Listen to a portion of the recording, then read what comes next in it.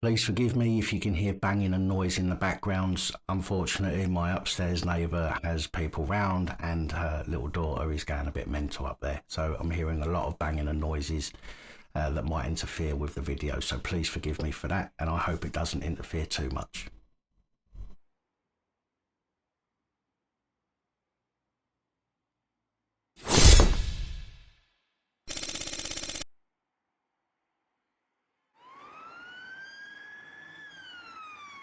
Okay, so apparently police are more afraid to use their powers in a proactive way now than ever before, suggesting a crisis in confidence.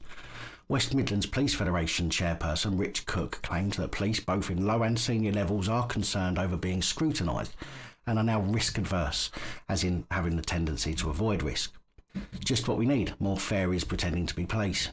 Responding to Rishi Sunak's claim that the UK was heading for mob rule and that police must use a more robust response to protests, Cooke said there were a number of reasons why officers might not use their powers in a given situation and that police should not be recoiling from a proactive use of powers, but this depended on the threat being faced.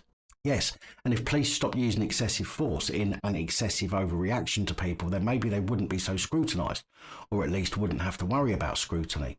I mean, if you're doing your job properly, then what do you have to worry about, right? I realise that some situations can be dangerous and will require a level of policing that some people will see as excessive, but we see more and more people who are of no real threat being tasered, pepper sprayed, assaulted in police pylons, injured and in some cases killed. If this was a rare occurrence, then the public would be able to understand more, although it should never happen. That's an impossibility.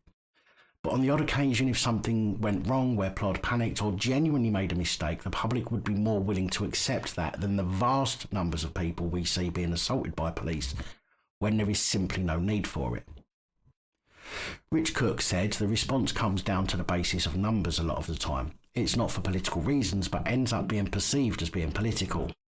There's a risk aversion in policing, and it's at ground level with individual officers. They fear using their powers in a proactive way to stop crime because they fear being over-scrutinised and dealt with by an arbitrary misconduct system. Then you have some risk-averse senior officers who are worrying about social issues. It's always a balancing act, but for some people the risk aversion has gone too far. Well, leave then. But you won't, of course, because of your cushy pensions. Now, the fact that police forces have been hiring university degree fairies for years has led to an organisation of wimps and jobsworths who can't complete a bleep test, so they cancelled the bleep test, who can't complete the other standardised police tests, so they make it easier for people, and hiring people who have zero life experience, so literally struggle to do the job. And then when they're met with some standard piss taking, melt like the little snowflakes they are.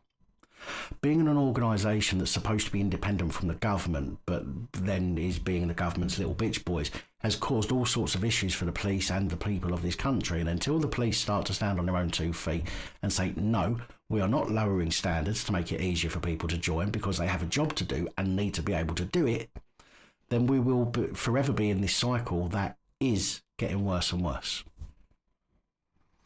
If you found this report informative, please give us a thumbs up and share your thoughts in the comments below.